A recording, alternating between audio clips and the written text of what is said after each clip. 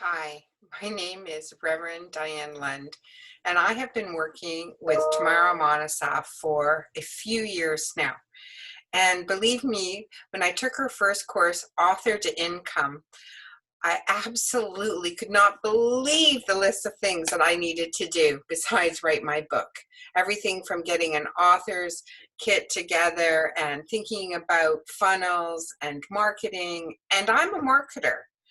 So it took my breath away how much I needed to do and what I needed to learn. And at first I felt paralyzed.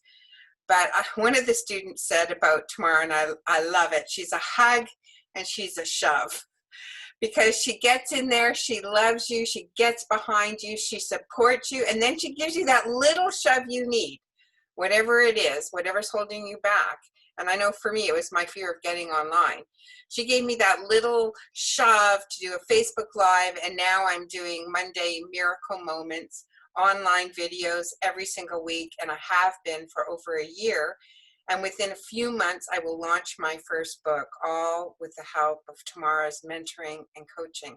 I can't say enough about her generous spirit, her open heart, and how willing she is to get in, support you, and help you get it done. So Tamara, I love you.